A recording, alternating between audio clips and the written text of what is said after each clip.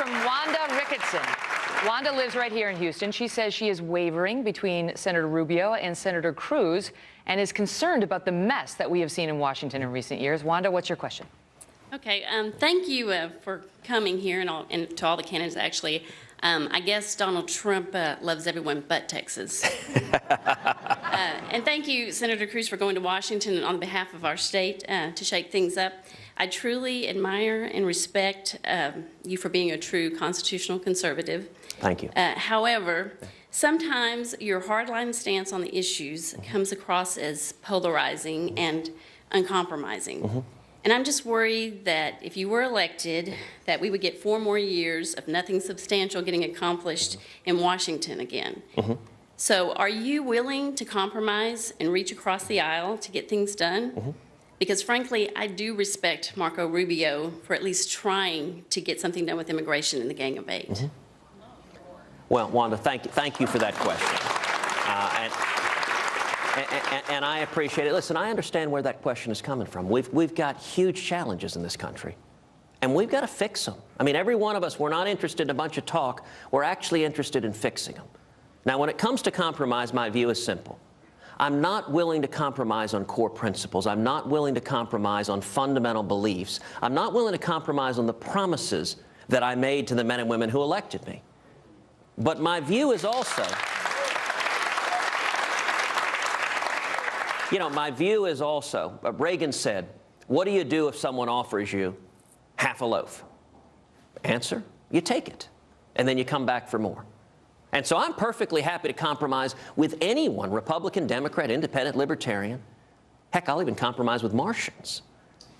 If they're moving in the right direction, if we're solving the problems, if we are reducing the debt, reducing the spending, protecting our liberties. The problem with Washington, the deals always go backwards. You get this word in Washington over and over again of let's compromise. Let me tell you a story that is an example. I wrote a book last year called A Time for Truth, and the opening chapter of the book talks about the fight over the debt ceiling. The debt ceiling had a big fight. You remember, it was a knockdown, drag-out fight. President Obama demanded what's called a clean debt ceiling. He wanted trillions more in debt with no spending reforms whatsoever. Now, it wasn't shocking that he asked for that. It was an audacious opening bid, but it wasn't shocking. What was shocking is what happened next, which is the House leadership decided to give it to him. So House leadership joined up with about, I think it was 192 Democrats to pass a clean debt ceiling with no spending reforms whatsoever. They overruled about 200 Republicans. It then went to the Senate. Now, in the Senate, the ordinary rules are to move to proceed to take up a debt ceiling takes 60 votes. That's the way the Senate has operated for years. But any rule in the Senate can be changed by unanimous consent. Well, the week we were taking it up, Republican leadership stood up, asked all of us, said, we want to ask you to consent to lower the threshold for Harry Reid to take up the debt ceiling from 50 votes, from 60 votes to 50 votes. And leadership told us, every one of you, all 45 Republicans, this is when we were in the minority, should agree to this for 2 reasons. Number one, because if we do it, it will happen. And hallelujah, hallelujah, that's what we want. We're afraid of this issue, kick the can down the road. We're not prepared to fight. But number two, if we lower the threshold to 50, the Democrats will have the votes to do it on their own. So we can all vote no, and we can tell our constituents we opposed the thing we just consented to allow happen. Now, I'm sitting there, Wanda, listening to that, and I had no choice. I raised my hand. I said, listen, there's no universe in which I can agree to that.